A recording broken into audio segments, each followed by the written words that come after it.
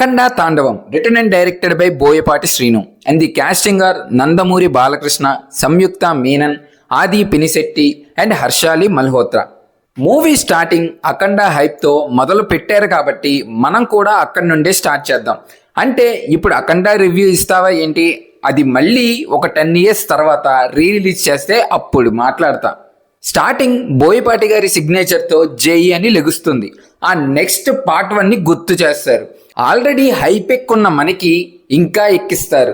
Last time ఎవరైనా మంచి థియేటర్లో మిస్ అయ్యి ఇప్పుడు మంచి థియేటర్కి వెళ్ళి ఉంటే సాటిస్ఫై అవుతారు. రీకేప్లో బీజిఎంని కూడా మళ్ళీ గుర్తు చేస్తారు. అసలు ఏంటి వీడు మూవీ గురించి చెప్పకుండా స్టార్టింగ్లోని ఇంత లేపుతున్నాడంటే ఇక లేట్ చేయకుండా తాండవంలోకి వచ్చేద్దాం. ఇక్కడ స్టార్టింగ్లో కొన్ని పాయింట్స్ చూపిస్తున్నప్పుడు బోయపాటి గారు తన వర్కింగ్ స్టైల్ చేంజ్ చేశారు. కొంచెం బియాండ్గా థింక్ చేశారు అనిపించింది. అంటే ఎప్పుడు ఉండే ఒక కామన్ పాయింట్ ప్రజలు, సొసైటీ, ఉన్నోడు లేనోడు, బట్ ఇక్కడ కంట్రీ దాటి ఆలోచించారు. మేజర్ ఇష్యూస్ని సెలెక్ట్ చేసుకొని వాటికి రిప్లైస్ రెడీ చేశారు.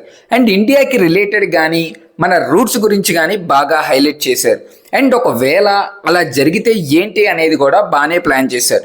అరే మూవీ మొత్తం అసలు మామూలుగా లేదన్నట్టు చెప్తున్నా అంటే అక్కడికే వస్తున్నా. ఇప్పుడు ఏ విషయమైనా చెప్పే విధానం ఉంటుంది.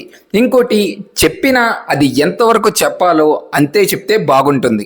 ఎక్కడో విన్నా ఒక టైంలో కొన్నిసార్లు పొగడత కూడా చేదవుతాయి. ఇక్కడ అలాగే అనిపిస్తుంది. ఇలా అనిపించడానికి రీజన్స్ అంటే మూవీలో బోయపాటి గారి సక్సెస్ ఫార్ములానే వాడారు. కానీ ఈసారి పెర్ఫార్మెన్స్ కన్నా డైలాగ్స్కి ఎక్కువ ప్రిఫరెన్స్ ఇచ్చినట్టు అనిపించింది. మూవీలో కంప్లీట్ సీన్స్ని వేళ్లతో లెక్క పెట్టచ్చు. స్టడీగా ఫిక్స్ చేసి ప్రతి సీన్ని కంప్లీట్ చేసిన ఫీల్ వచ్చింది. ఇప్పుడు యాక్షన్ సీన్స్ అనుకోండి, డిఫరెంట్ షార్ట్స్ ఉంటాయి, స్లో మోషన్స్ ఉంటాయి, దానికి తగ్గ బీజిఎం ఉంటుంది.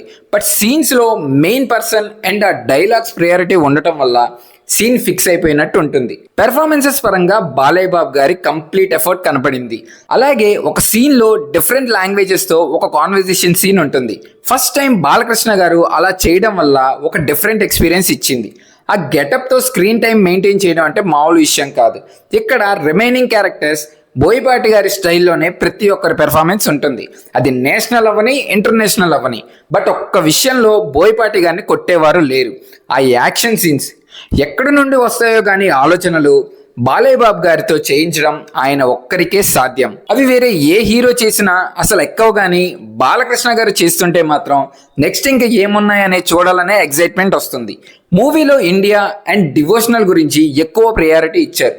బయట ఉన్న సిచ్యువేషన్స్ బట్టి అసలు ఎలా ఉండాలి అని వాళ్ళు అనుకుంటున్నారో అది మొత్తం మూవీ ద్వారా చెప్పారు.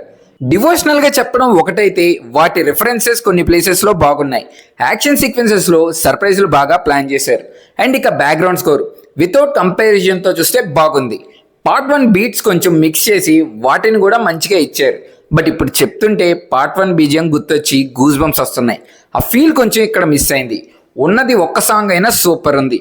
ఫైనల్గా మూవీ గురించి ఒక్క మాటలో చెప్పాలంటే ఇది బాలయ్య బాబు గారి సినిమా, అలాగే చూడాలి. లాజిక్స్ వెతుక్కోకూడదు. Complete Balayya's magic. ఇది మూవీ గురించి. మీకు ఈ వీడియో నచ్చినట్టయితే please like, share and subscribe. Thank you.